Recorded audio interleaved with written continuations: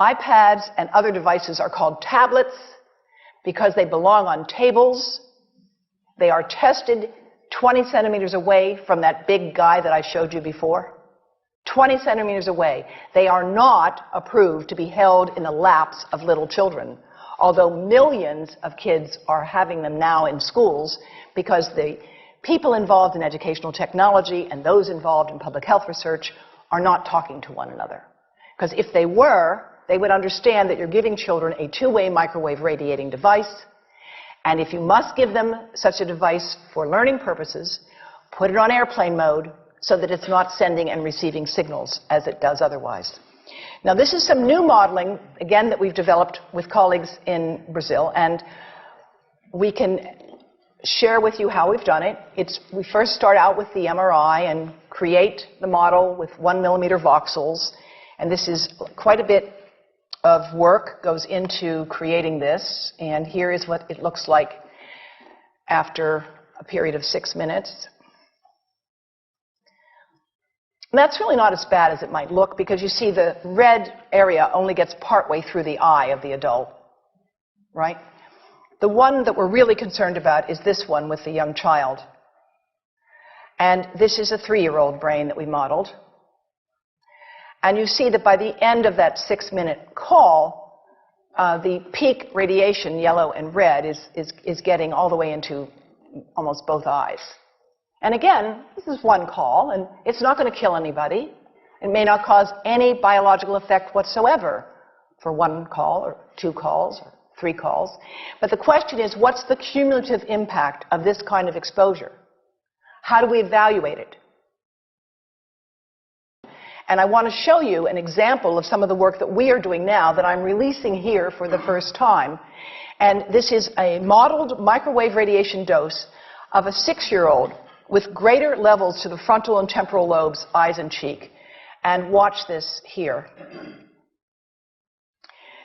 Now, yellow, white, and red are the hottest, all right? And if you look carefully, you will see it's going into the eye, the nose. Do it again, just so you'll get to see it. And partly into the brainstem. Now, that's just showing you that there's going to be some exposure into that area of a young head. It doesn't tell you that there's any biological effect, right? Now, the next slide is going to show you something that might be of interest to students and faculty here. And that has to do with exposure to the reproductive organs. We call them the gonads. I think you say the testicles. And bone marrow.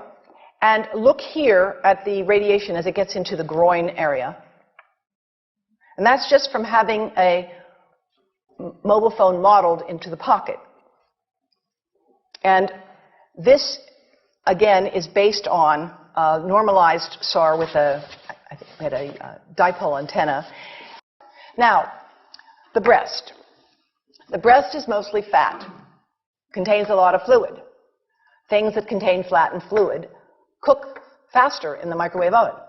Now, a cell phone can't cook anything, all right? Mobile phones do not pop popcorn. That was a fraud. They don't make any heat that we know of, otherwise they wouldn't be permitted. But they do go through things that contain fat and fluid, and we are now working at Environmental Health Trust with scientists at the University of California, San Francisco, scientists formerly the president of the American Cancer Society of California, because we are seeing women who keep cell phones in their bras. Has anyone seen a woman put a cell phone in her bra? Hands up, please. Please tell them you've heard now why they shouldn't do that. And here I want to show you our first case report from 2009, and we now have many more. This was a Chinese-American woman who used her cell phone 4 hours a day in her bra for 10 years while she was driving. Now, and you drive with a phone on your body. The phone is smart. It's going to go from one tower to another, and it's going to say, here I am, where are you, here I am.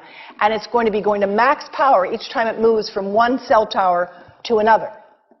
And there it was right next to her chest.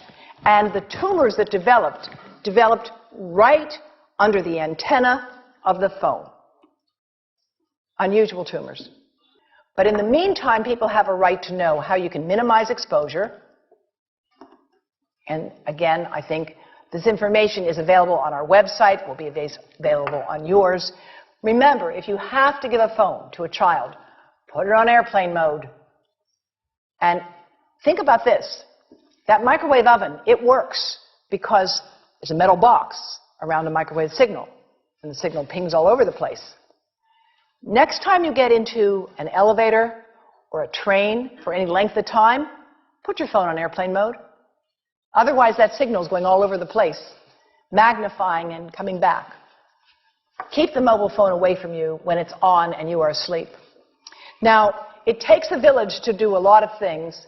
These are some of the people whose materials I've used today with their permission, and I can't read this list to you, but I want you to know that I feel really honored to be working with some of the most talented people in the world on this issue. And they have given me permission to share these materials with you.